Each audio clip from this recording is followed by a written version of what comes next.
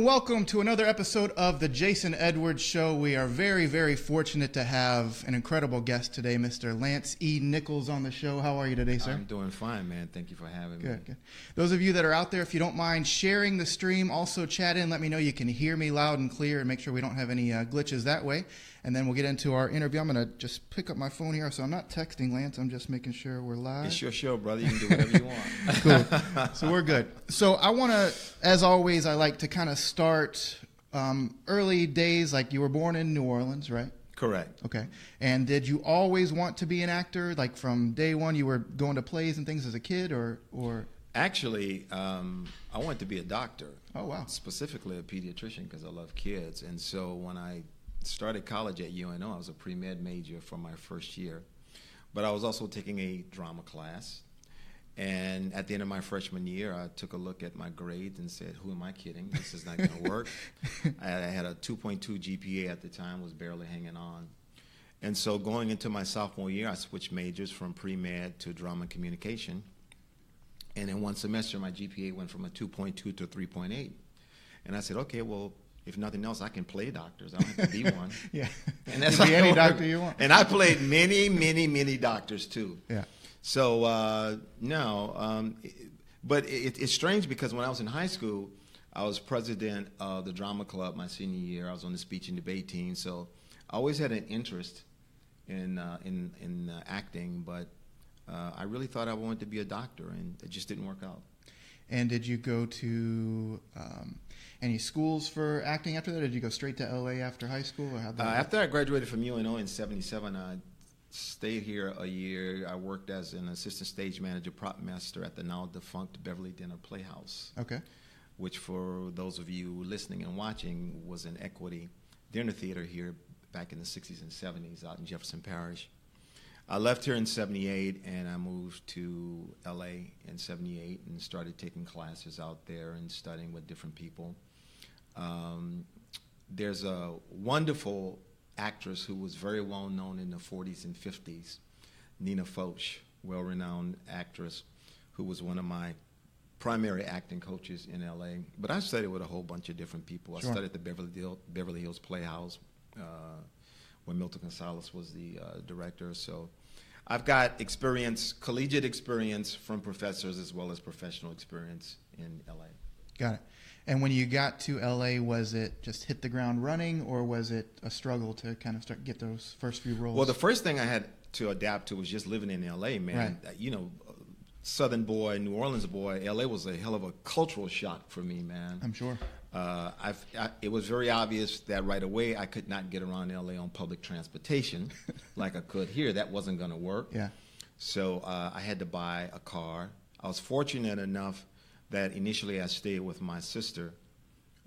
So I had housing for the first 2 months, and then she dropped the bomb on me going into month 3 and said, hey, I'm getting ready to file for divorce with my husband. I don't think you should be in the house. I'm going to help you get an apartment. So within the first 3 months, I was on my own, had some regular jobs that I did. It took probably about 2 years for me to get my first professional job, but I started off doing student films. Okay.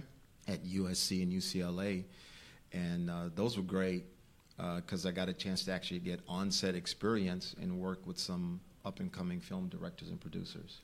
Now, there's a lot of people that ask about moving from the South. They maybe have booked a few things and they want to just make the jump to Los Angeles. Do you have any advice for those people that are ready to just go out to L.A.? I wouldn't advise that. I'll give you an example. There was a young man that is from Louisiana, and you probably know him, James Hebert. Mm-hmm. I've heard of him. James was a local actor here in New Orleans, and he got cast in a movie that he shot up in Shreveport called Skateland, and the movie went to Sundance. And so James went to Sundance. It got huge exposure, and there were managers and agents there. He picked up a manager and an agent in Sundance, and then he moved to LA, and he's doing well. If you're going to do it, that's the way. I would advise you to do it. You need to have something with under some your buzz belt. behind Absolutely. you. I just wouldn't. LA or New York are not places that you should just say, you know what, I think I'm going to try it out. Mm-hmm. They're expensive as hell. Housing is expensive. You're going to need your own transportation to get around. Living expenses are high. I would not advise that at all. I think there's a misconception that in order for you to be a successful actor, you either have to go to LA or New York, and that is so far from the truth. That may have been true 30 years ago when I started in the business, but we're in a global industry now. Right. You don't have to be in LA or be in New York to be a successful actor.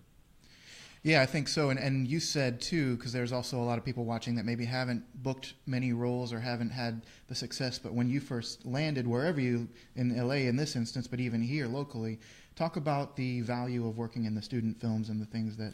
Oh, tremendous value. You get on-set experience, what it's like to be on the set, and plus you're building relationships with future filmmakers. And there's so many stories of young kids coming out of film school who 3 to 5 years down the line are now green lighting projects or producers at studios or heads of networks. So you're building relationships. That's what this business is about, relationship building. Yeah, it's about talent too, but it's about relationship building. And the more relationships that you can build and develop and nurture, the more you work. Yeah. Now, there's no way in the hour that we have or less to go through all of the credits, because I was looking at all these amazing projects you worked on. So I've kind of cherry-picked a few, but I wanted you to talk about your first few experiences of being on a bigger set, or maybe some things that stand out, like a big project that you kind of got you to another level.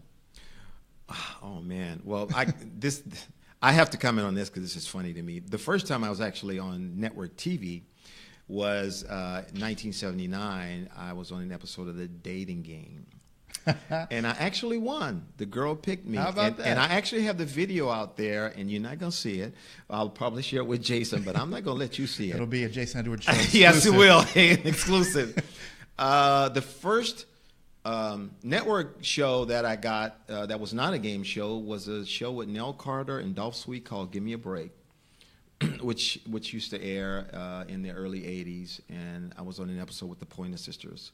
And then I worked fairly consistently from the early 80s all the way through the time I moved back here to New Orleans in 2002. But the thing that really sort of elevated my career or took me to the next level was the movie The Curious Case of Benjamin Button. Mm-hmm. That was one that I definitely, it's one of my favorites. Post-Katrina, when we came back here, because I was able to get my family out. We went back to L.A. for about 14 months. But post-Katrina, that was the first film that I shot here. And it was amazing. My scene was a small scene, but a very memorable one. And my scene was in every trailer, every time they showed the trailer, whether it was at the movie theaters, on TV. I remember when Brad Pitt was making his rounds promoting the film, he was on Oprah, and they showed my clip. And I'm like, free publicity, wow. Yeah. And that film took me from when my manager and agent went to pitch me from, now, who is he to, oh, that guy, I know who he is. And it just opened so many doors for me. Yeah. And then you, not that you weren't working consistently in LA, but you've been really working consistently in the South. Or really, you've been traveling a lot, quite a bit too. But I know that you also recently worked on House of Cards, which is one of my ultimate favorites. That was a great show. And I got that because of my previous relationship with David Fincher, working on Benjamin Button. So when this role came up on House of Cards, season 1, they thought of me and they brought me up. And I never will forget the first day I was on set, David walked up to me and said, hey, man, I really appreciate you coming up here to do this. And I said, David, undoubtedly you forgot what I told you on the set of Benjamin Button. He said, what'd you tell me? I said, bruh, if you want me to read the phone book for you, just call me and I'll come and read it front and back. Right. So, and then they brought my character back for season 4. So whenever Frank Underwood has to go back to his hometown of Gaffney, you will see me again. I love that. So in the South, we've talked, and I want to touch a little bit, and we'll probably get back to this at some point later on. And again, if you have questions, if you're just joining us, we're here with the actor, producer, acting coach, and just all-around amazing guy, Lance E. Nichols. So if you have questions for Lance, chat them in, and I'll relay some of the best ones to him. But I wanted to talk about studying, especially in the South, and acting classes and things like that. And I know there's a lot that you have to say about that. There's a lot of actors that are in the South wanting to get a start, some that are having some success. Can you talk about not only the classes that you teach, but also just overall what's going on in the industry here? Well, I think it's very important to study. When I first started teaching in '03,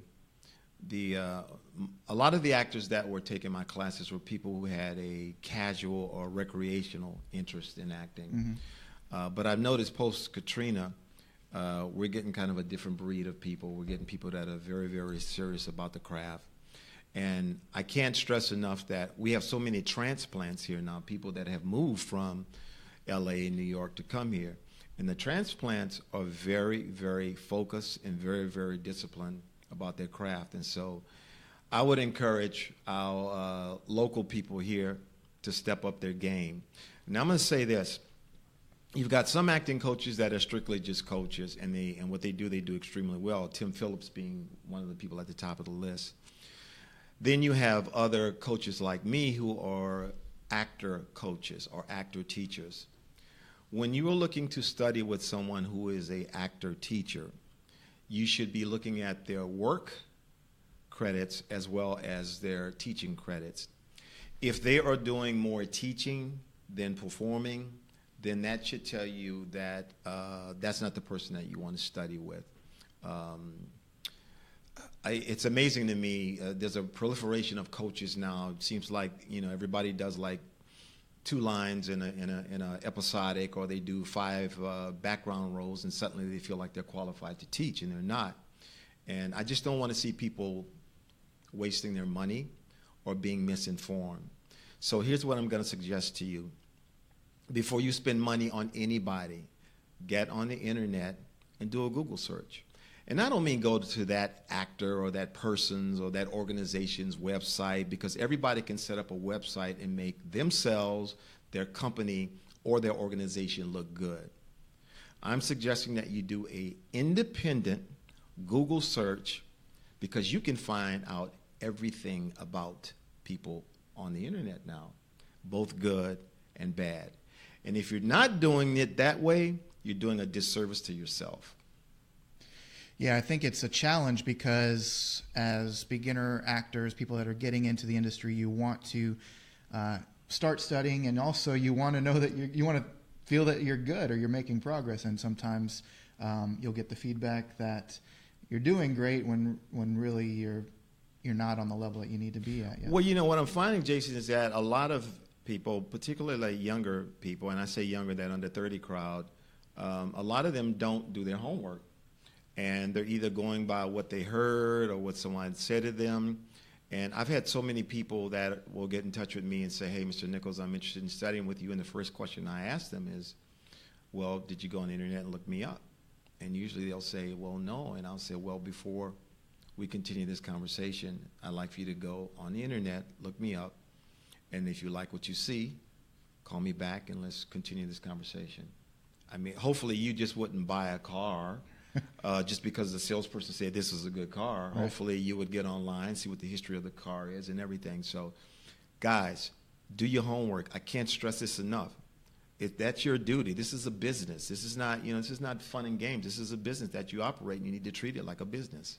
Yeah, and James Dumont mentioned running his career like a business as well, not only tracking his auditions and things like that to booking ratio, but also just really overall just presenting and representing yourself and running your life as a business as it pertains to acting. That's true. And my wife and I, because my wife and I are business partners, and we have an open book. And I'm really proud to say that we have nothing to hide. We run an honest operation. We expose our students to not just my expertise, but also we have industry guests that we bring into our workshops, casting directors, agents, directors, because I want my students to be exposed not to my knowledge, but also to the knowledge of people who are in a position to hire them. Yeah, absolutely. And one thing that you mentioned early on when we were talking about classes was the people in LA treating it much more seriously, and the transplants that are coming here treating it much more seriously. And I found when I was in LA, and then also recently when I went for a visit and audited a class, that there was a class with 70 people in it, 60 of which weren't even performing that night. They There were were just auditors. Yeah. Yes.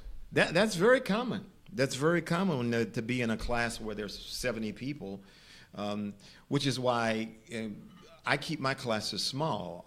Max I'll have in my class is 18 because I want each one of my students to have as much individual coaching and teaching as possible. I've been in classes where there's like 40, 50 people, and maybe 5 people get a chance to actually work, and the other 40 sit there and observe. And there's some value to observing, but there's more value to actually getting up and working. Of course, yeah. So let's talk about some more projects here locally. One of my favorites is your role on Treme. What was the experience like working on that, especially being from New Orleans? I almost felt like a kid at Christmas time. You know, I remember when I first auditioned for that show, I sent in a video audition, and it was for a different role. It was actually for the role of Robinette, who was the guy who was the trash hauler, the guy who had the truck and had the FEMA contract. Mm-hmm. And I sent in the audition for that. And then I went to LA for pilot season. And I got a call from my agent here saying they want to see you on a callback for this other role. And I said, well, I'm in LA right now. She says, no, they're going to fly you back in. So they flew me back in. It does happen sometimes. They flew me back in from LA. I read for the role of Larry Williams. Had no idea who Larry Williams was. And then a couple of weeks later, I had a call back. And I find out in the callback that Larry Williams was actually the husband of LaDonna, who was played by a wonderful actress, Candy Alexander. And that's the role that I end up getting. And I have a funny story to tell about that. When I didn't get the role of Robinette, I was pissed. I'm not going to lie. And my wife said, don't worry about it. You're going to get a better role. And sure enough, I did, because Larry Williams was a very integral part of that whole storyline, and then so that show took me from being on that show took me from I know who this guy is to now I get stopped all the time, not just here in New Orleans, but airports where people go, say, bro, where I know you from? That's exactly what they say, man. So my daughter and I, one of my daughters is a filmmaker. We're actually going to do a documentary called "Say, Bro, Where I Know You From." There's a great one on Netflix. I saw that guy from that thing. Yes. And there's mine's going to have a New Orleans slant to it. Say, bro, where are you from? Yeah. Say, bro, where I know you from. Yeah. I love that. And speaking of your family, I mean, I don't know if I know a family with more talented individuals. I mean, your wife is amazing. I've had the privilege of watching one of your daughters sing and also one of your daughters act, and it's just... I jokingly, all of us are in the entertainment business. I'm an actor. My wife's a jazz singer. My youngest daughter, Indigo, is an actress. She's actually has a recurring role this season on Underground.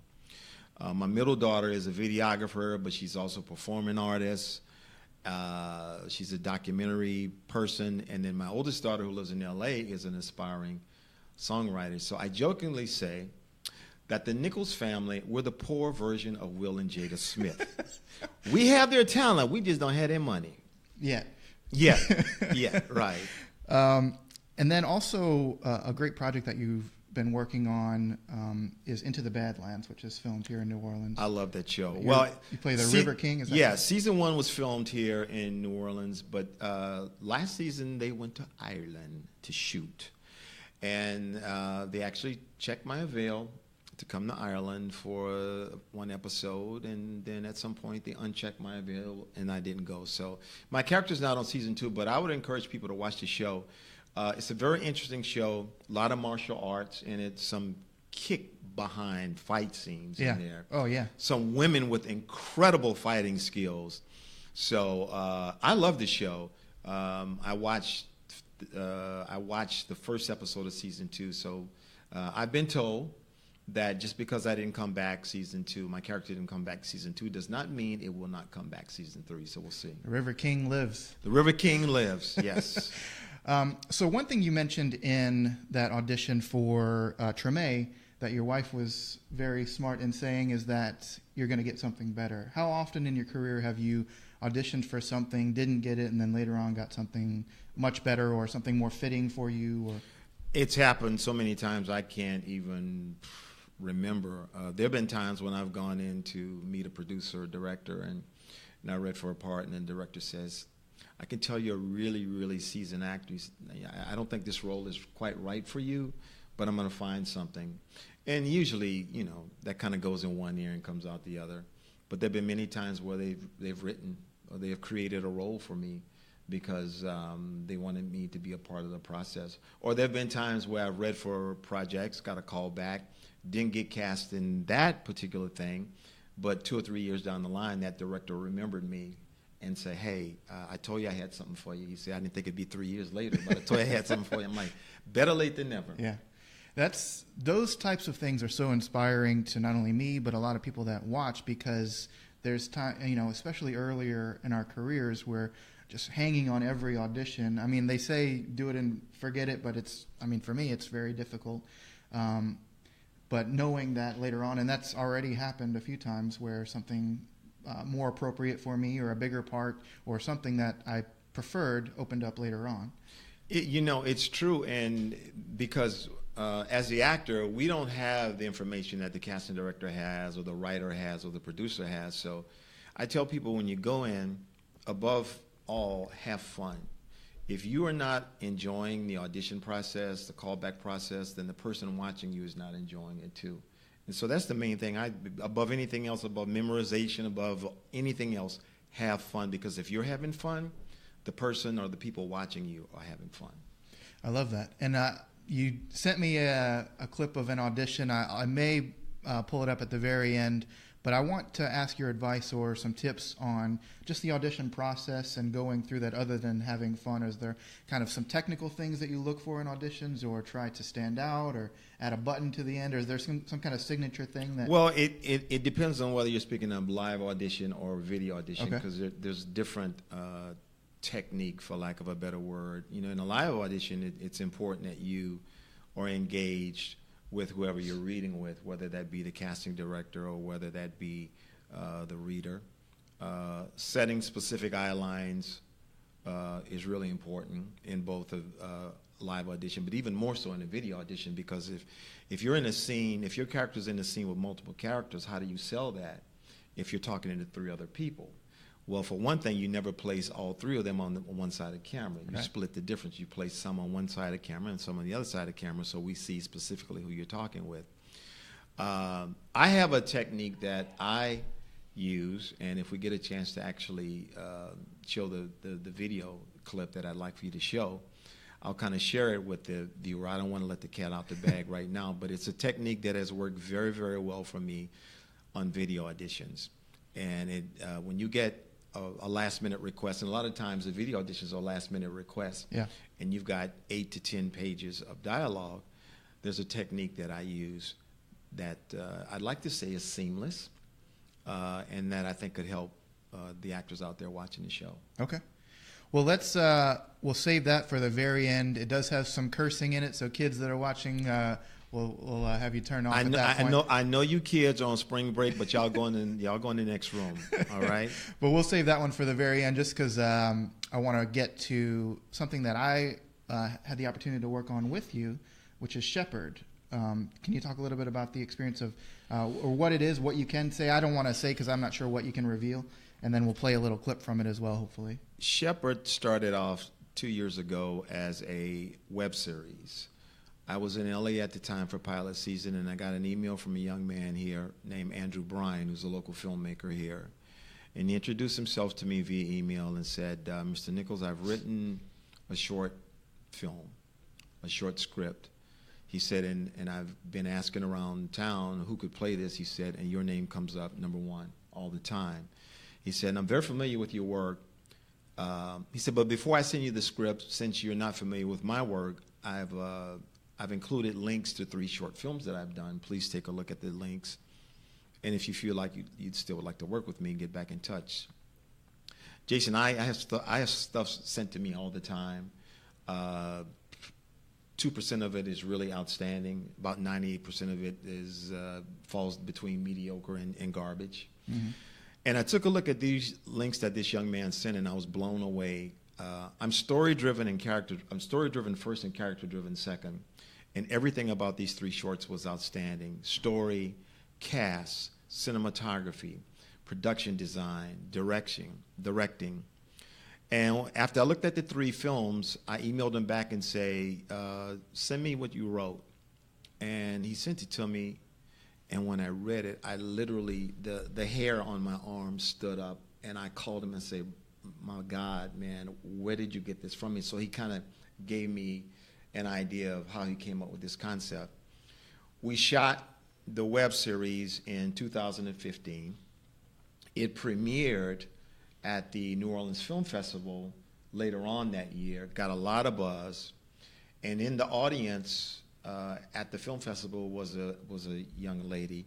Her husband, he's a film broker. He broke his tax credits, and she showed it to him, and they ended up getting in touch directly with the director and said, "Hey, we love this idea, and we think this could work as a full-length pilot. Yeah. How much would it cost to bankroll this?" And the director came up with a budget, and the people came up with the money. And at that point, my wife and I came on as co-producers, and our company, Lanzartis Productions, we said we wanted to cast. And we reconvened summer of last year, along with you, and we shot additional scenes. And now we've got a 47-minute pilot that we're shopping around, and I'm very proud to be a part of it, and everybody associated with it should be. I'm not just saying this because I'm a part of it. It really is top-notch. I showed it to some producing friends of mine back in L.A., and they say it's as good as anything that they've ever seen. Mm-hmm. Yeah, I saw the short as well and just reached out to the same people and just said, I want to do anything I can to be a part of this, whether it's on cast or crew or just bringing water to people, just because it was so powerful and such a great show. So Jason was our scripty, and he was a very, very script good supervisor. I had no clue what I was doing to start, but I think I've gained a little bit of skills. A lot of us have no clue what we're doing. We just do it on the fly, man. But we're gonna show a clip of the beginning part of Shepherd, and then be back on with Lance to kind of talk a little bit more about it. So worst case scenario, because I'm adding some more media files here, if everything crashes, we'll jump back on a different stream, but should be okay. So hang tight 1 second.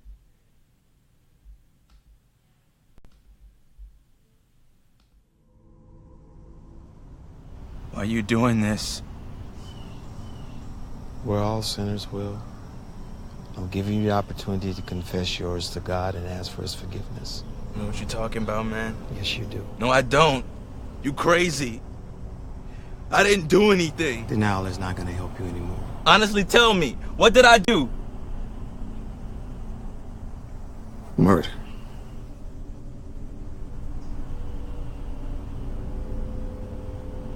Yeah. All right. I killed somebody. Who? I don't know his name, man. He was stepping to me. It was either me or him. He had to go. Who else? What you mean, who else? Who else did you kill? No one. Stop lying! Look, I don't know what you want me to say, man. I didn't kill anybody else.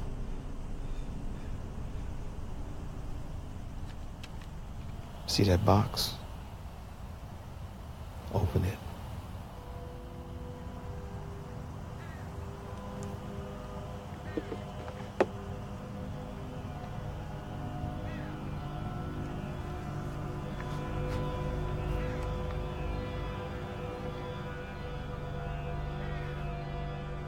I didn't know, man. I swear. My grandma raised me that way, man. I don't do that type of stuff.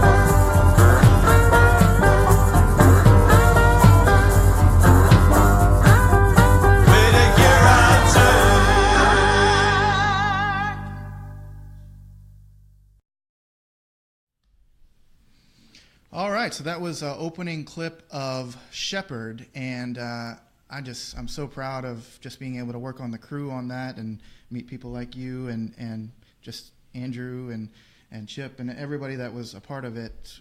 I mean, it's one of the most exciting things I've ever worked on as a crew member. Well, one of the things that we're very happy about, Jason, is that everybody who worked on it is local. Everybody. Funding was local. Everyone in front of the camera, everyone behind the camera, crafty, everybody was local. All the actors local. There's a wonderful 5-year-old kid who makes her debut in it, and she's terrific. So our goal is when we get this thing sold, I won't say if I say when we get this thing sold, we intend to 100% produce it here and use local people. If we have to bring somebody in, that'll be a last resort, because I feel like we have people here, both in front and behind the camera, who are just as qualified, who can hold their own against anybody from LA, New York, Chicago, any major market. And I'm hoping somebody in LA is listening to this, because we have people down here that have mad skills. I totally agree. So I want to, again, if you're just joining us, we're here with Lance E. Nichols, actor, producer, acting coach. If you have any final questions for Lance, start chatting them in. I will be queuing up his audition clip that he'd like to show you. Again, that has some cursing and adult language, so tune out if you're not into that. But let's talk a little bit more about audition and kind of things, advice for actors that are just launching their careers now. You talked a little bit about the live experience and having fun, also the eye lines and things. Is there anything else, either on video or live, that you think would help somebody break through? Well, if you're doing your own video auditions, you need to have a good camera. Doesn't have to be an extremely expensive one, but right. A good camera, good lighting, good sound, and a good reader. Unless your spouse, brother, mother, father, dog is an actor, please don't allow them to read with you. A bad reader can upstage your audition. A person who has a very thick accent or dialect can upstage your video audition. There's enough actors here in this city that I think if we all use kind of the buddy system, I help you, I read with you one time, and if you need help, if I need help, you read with me. Right. Try to find you, another actor or a couple of actors that you guys can help each other to serve as readers. And then I would say, as far as live auditions are concerned, if you have an appointment and then you wake up that morning and you're in a really crappy mood or something really bad happened the day before, you're better off calling your agent and saying, hey, look, can you reschedule that audition? I'm having a bad day. Because what happens is you bring your energy into a room. And whatever energy that is, whether it's positive energy or negative energy, we as casting people, and I've actually been on the casting side. I work for some people head of casting at Disney. And so I've actually been in the room, and I see what kind of energy that actors bring into the room. And whatever energy you bring into the room, that's what producers, directors, and casting people remember. So if you're having a bad day, if your dog got hit by a car, you just broke up with your girlfriend or boyfriend, you're better off asking your agent if they could reschedule to get you another appointment than to go in, because you're going to shoot yourself in the foot if you try to go in a bad mood. Yeah, absolutely. Simple as that. Now, the clip that we're about to show is something that you took to a whole nother level, and maybe I'll tell you what, we'll play the clip because I want you to be able to comment on. There's some things that I watched in it that I want you to comment on. Again, this has some adult language, so tune out if you're not into that. But let's see if this works. Again, if it crashes, I'll be back on with a different stream. Here we go. Hey, Johnny Watt. What's shaking, my guardian angel? I always thought of myself as your patron saint. Any unholy thoughts about me? Got anything for me, Sweet Pea? Jesus Christ. No, not tonight, honey. I'll talk to you later. You looking good, Sweet Pea? You keeping your nose clean? Clean and obscene, baby. What? I got a medical condition. It's medicinal. I got cancer. Me too. That sour diesel knock you flat on your ass, baby. So what you got for me on the first city job? Oh, no. I don't want no part of this one. I'm listening. Hey, you keep eyeballing me, bitch. I'll come right over there and knock the teeth right out of your cocksucker. Skank hoe. I'm sorry. Listen, Cupcake. Now, I can get my ass killed real quick if word got out. I'll end up in a fucking body bag, so this shit gonna cost you a lot more, and I ain't talking no shortbread. You gonna have to show me a whole lot of dollars. 5 G's if it goes anywhere. All right. I'll tell you. But we even, no more favors. So, I'm working here doing my thing. That's when this bitch I know, and the other night she's all fucked up talking to some other girl about some scary shit. Something about her dude all covered in red, scary shit. Real spooky motherfucker. And this bitch was just going on and on about this weird crap, fall out some right shit like it's some out of some goddamn Frankenstein movie. I only heard bits and pieces of it, but it was enough to scare the fuck out of me. Something about this dude covered in red, dyed, looking like the devil himself.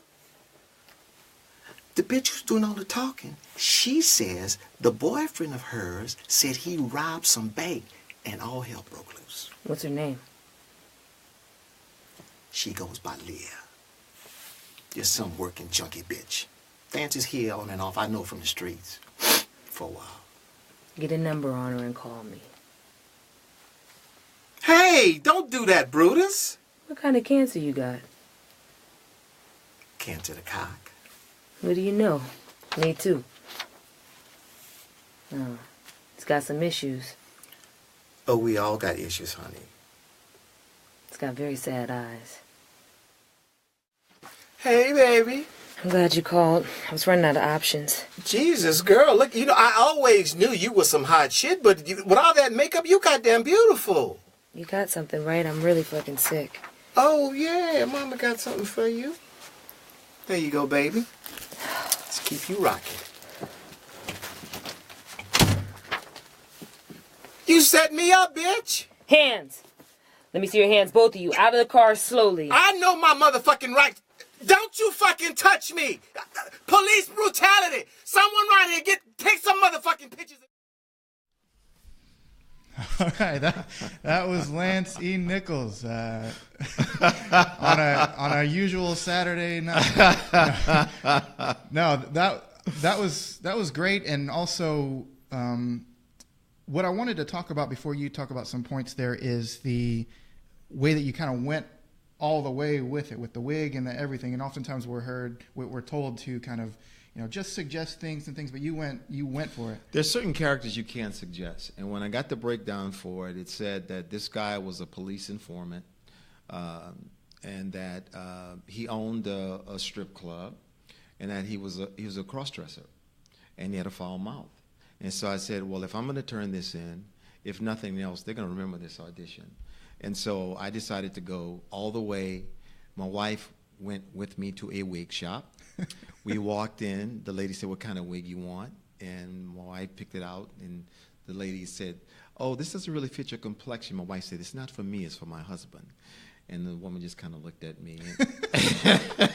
And I said, I'm an actor. She was like, mm-hmm. Yeah. So my wife went with me to pick out the wig, and then she made me up. She did my makeup. She dressed me. And I went for it. I don't do anything halfway. It's just not my style. And I encourage you that when you do your video auditions, you don't have to necessarily do as much as I did. But there's some times when you have to go for broke. Go for broke. It'll never hurt you. Yeah. Yeah. And do you think if that were live, you would have done the same exact thing? I would have. I would have come in with makeup on, and I would have been dressed. There's certain roles you just know you have to go the extra mile to do it. I remember a few years back, there was a movie here shot with Jason Statham called The Mechanic. And there was a role in it, a small role of a guy who's a retired fisherman who finds his comfort in the bottle. And he rents out his skiffs and boats to Jason Statham character.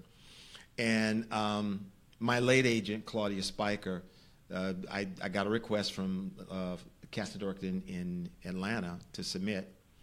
And when I read the sides, I called my daughter, who does all my video auditions, including the one you just saw, and I said, meet me out in Algiers Point at the river. She's like, for what? I said, I'm going to shoot my audition there. She's like, oh, come on, Dad. I'm like, trust me. So the audition was due in about 3 days. I didn't shave. I dressed down. I found an empty bottle of alcohol, like a gin or something, and I put a little bit of iced tea in it, and we went out to the riverfront right there in Algiers Point. I sat on some rocks. I had my daughter put the camera so you could see the river in the background, and we shot the scene there. And almost on cue, almost like as if I went to Central Casting, you saw seagulls come through the back. I'm not lying, man. It's like I set this up. Now, this was totally against protocol, totally against the instructions that I was given. I sent that in to my agent. She called me and said, this is the most brilliant thing I've ever seen. And she sent it to the casting director. And the very next day, I got the call that I booked. And when I got on set, the director was an English guy named Simon West. And Simon said, Lance, that audition was absolutely stunning, absolutely stunning.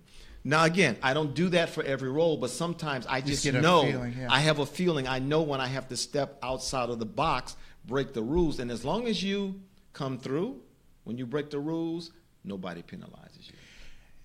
Yeah, and I think breaking the rules in the sense of going above and beyond and, like you said, coming through, not breaking the rules as in, like, having your cat in the background. Oh, and, no. You know, the lazier version of that. Because the bottom line, it still always comes down to performance. The other things just maybe kind of enhance what you do.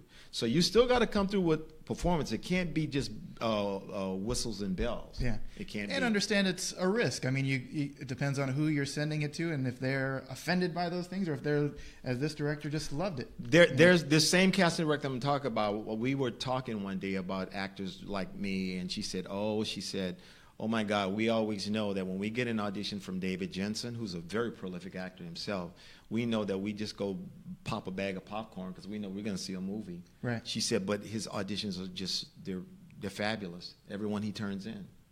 Yeah, I love that. Well, if you have any final questions for Lance, please chat them in. Just mostly a lot of praise for you, and I always have to give a shout out to my agent, Angie.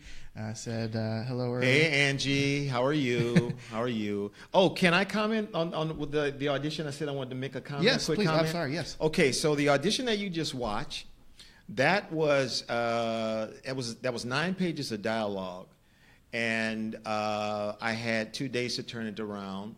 And so the thing is, I utilized cheat sheets. None of that was memorized. I had cheat sheets strategically placed in various places, and I've gotten so prolific at doing it now, I can sell it without you knowing that I'm reading. Right.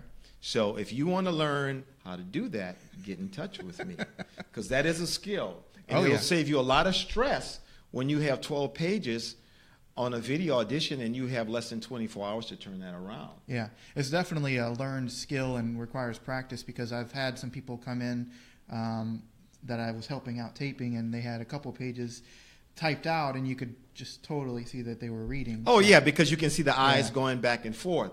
It took me approximately 4 or 5 years to become prolific in doing it now, where you can't tell that I'm reading. Right.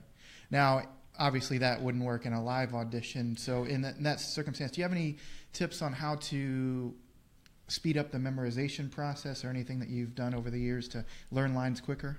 I try not to put too much emphasis on memorization. I try to put more emphasis on emotionally committing to a scene or to a moment. If I'm going in live, I'll usually have like the first couple of lines memorized, and then I'll have the last couple of lines memorized. But I always bring my sides with me. Even if I feel that I know it 100%, I always bring my sides. You do yourself a disservice and you put yourself at risk when you walk in and you say, I know this, and you don't have your material, and so now as a casting director or director, I'm expecting a polished performance. So when you have that deer in the headlight moment and I trust you, you will have it, because this happened to me when I didn't have my sides. It's very embarrassing. So always carry your sides with you, even if you 100% feel that you know it. Well, also you get into a rhythm, because I try very hard to get totally off book, but there's times where sometimes they'll tell you to change a line or move things around or combine these two make it a little quicker there. And even though we don't necessarily have rehearsed performances beat by beat, but sometimes you have a rhythm to how you're saying something, and if that gets shifted, then you're just mind tripped. If you, in my personal opinion, this is just my opinion, if you're spending 80% of your audition prep on memorization and 20% on commitment, then you're wasting your time. Interesting. If anything, it needs to be 50-50. I find it much more engaging if an actor is emotionally connected to the material and they're there with me than an actor who, because I can always tell when it becomes an exercise in memorization for an actor and they're just waiting on a cue line. You can't fool me, I can tell it. Yep.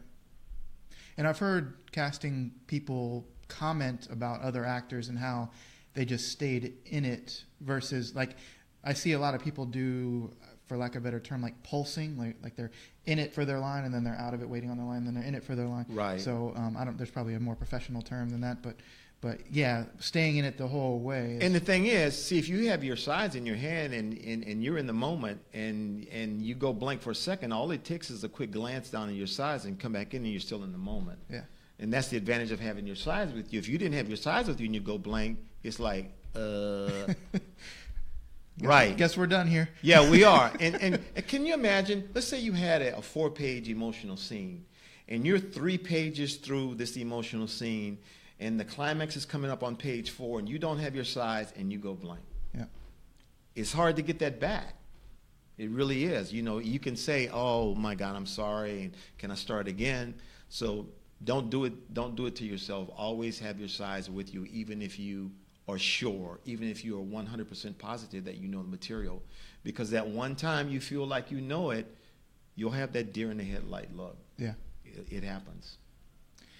Well, Lance, I can't thank you enough. I mean, obviously, we barely scratched the surface on the couple hundred credits that you have, but hopefully you could come back again someday. I would love to. And talk. Any final words for either the acting community at large or even the local community? Well, I just want people here to know that I will always rep the 504, no matter where I am, whether I'm on a national interview or a regional interview. I'll always rep the 504 because, as I said, I know we have extremely talented people all across the board, in front of the camera, behind the camera, who are just as skilled as anybody from any major market. And those are the people that I want to always represent, and those are the people that I always want to prop up, so always know that. And then also I wanted to touch on really quickly so people can find out if they would like to study with you. How do they find out about your classes? They can find me on Facebook. I'm on Facebook under Lance E. Nichols, also under Lan Zardis Productions, LANZARDIS Productions. I'm on Twitter at Lance E. Nichols, and I'm on Instagram, Lance E. Nichols. I really have stepped up my social media presence at the request of my daughter. So, yeah, I'd love to hear from anybody. If you have any questions about what we talked about today or any questions in general. Reach out to Lance, or you can also comment in the stream. Maybe Lance will pop in and respond to a few of you guys, but I highly recommend you check him out. Google him, obviously, as he said earlier. Google me. Google me. Google me. Don't take what I say for it. Don't take me and Jason's word for it. Google me. And Google anybody, whether it's a photographer or an acting coach or whatever. Google. That's what the internet is for, guys. Use it. Yeah. Awesome, guys. Well, thank you so much for tuning in again. We'll continue to bring you these awesome guests. Please share the stream if you're watching this on a replay or something, and we'll talk to you again on the next show. Thanks.